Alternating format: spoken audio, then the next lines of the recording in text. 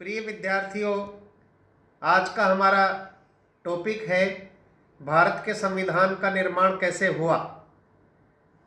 जैसा कि आपको विदित है, 15 अगस्त 1947 को हमारे देश अंग्रेजों के चुंगल से मुक्त हुआ। तत्पश्चात भारत के सामने मुख्य चुनौती ये थी कि किस प्रकार भारत के देश का संविधान निर्माण किया जाए।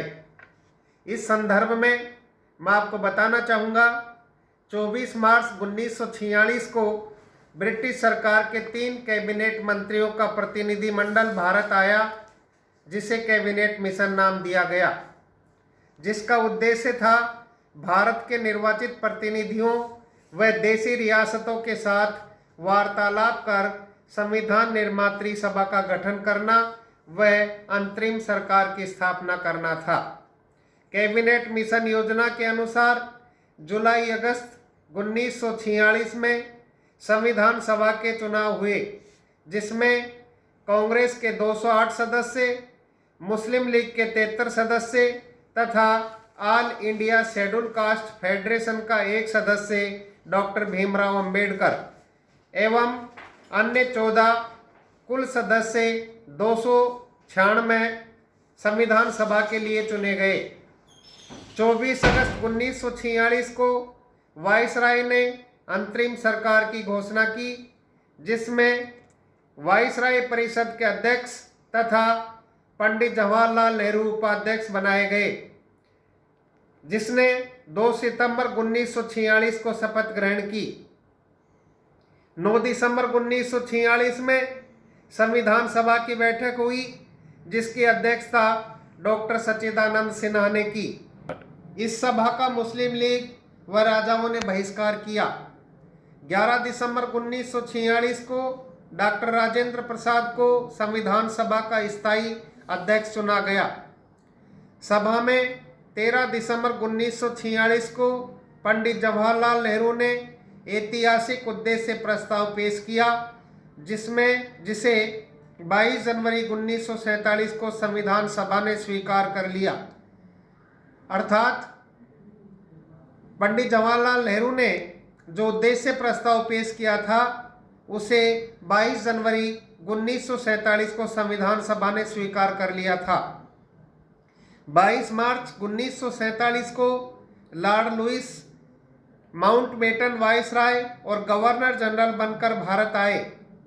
उन्होंने पाकिस्तान की मांग पर कांग्रेस व भारतीय नेताओं से बातचीत करना आरंभ किया तथा बातचीत करके पाया कि देश के बंटवारे से अलावा कोई हल नहीं है। यानी भारत पाकिस्तान के बंटवारे की बात 22 मार्च 1947 से आरंभ होती है। 3 जून 1947 को ब्रिटिश सरकार ने एक योजना प्रकाशित की, जिसमें कहा गया कि भारत संघ और पाकिस्तान 2 डोमिनियन स्टेट होंगे, जिसे माउंटबेटन योजना कहा गया। यानी माउंटबेटन योजना का प्रारंभ 3 जून 1947 से शुरू होता है। 18 जुलाई 1947 को ब्रिटिश संसद ने भारतीय स्वतंत्रता अधिनियम 1947 पारित किया, जिसके द्वारा 14 अगस्त को पाकिस्तान व 15 अगस्त 1947 को भारत को स्वतंत्र कर दिया गया।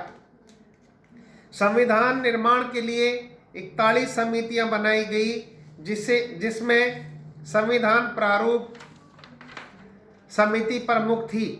29 अगस्त 1947 को संविधान प्रारूप समिति का गठन हुआ।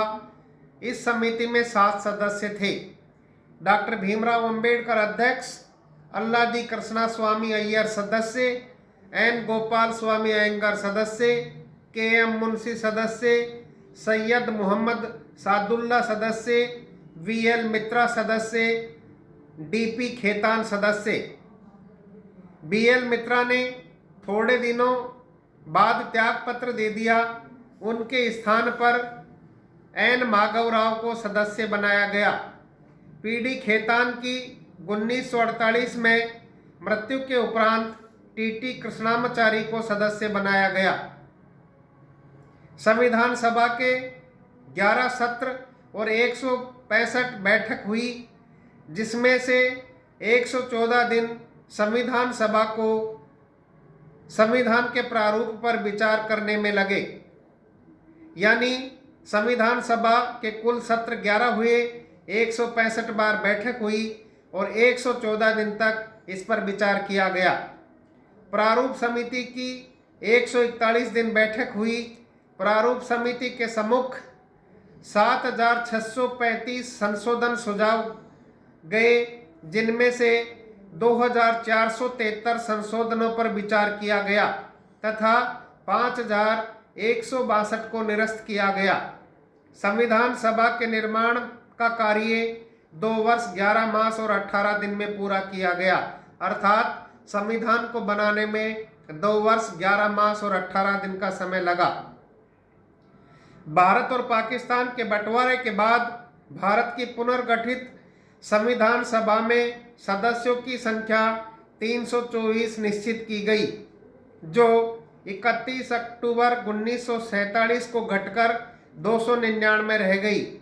इन सदस्यों में से 24 जनवरी 1950 को 284 सदस्य उपस्थित थे, जिन्होंने संविधान पर हस्ताक्षर किए।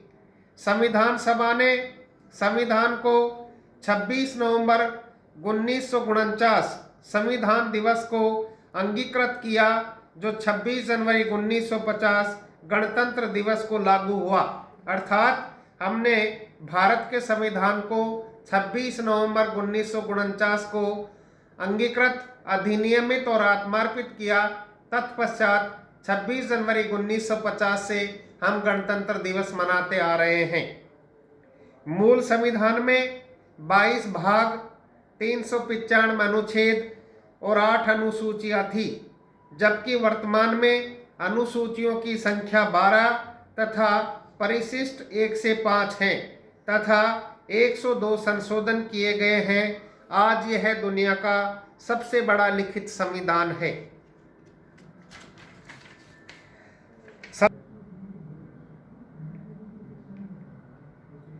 तो बात का सार यह है कि हमारा संविधान बनकर जब तैयार हुआ तो उसमें 22 भाग थे, 395 अनुच्छेद हैं और 8 अनुसूचियां थी। और अब इन अनुसूची इसके बाद 10 अनुसूचियां हुई और वर्तमान में 12 अनुसूचियां हैं।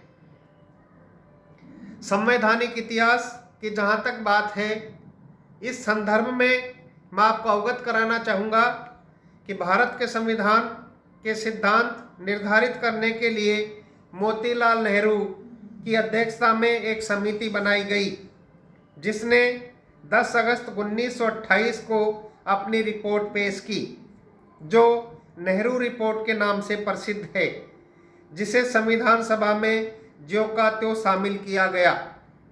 संविधान प्रारूप के निर्माण के लिए लगभग 60 देशों के संविधानों से बहुत सारी आधार सामग्री एकत्रित की गई।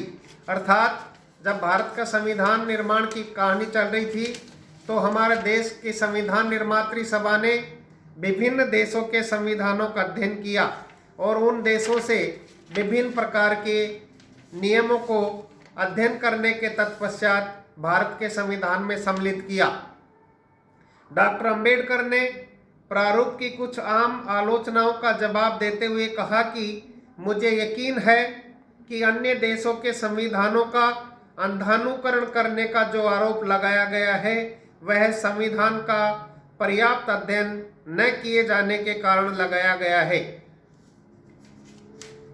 जहां तक इस आरोप का संबंध है, एक मिनट रुकना।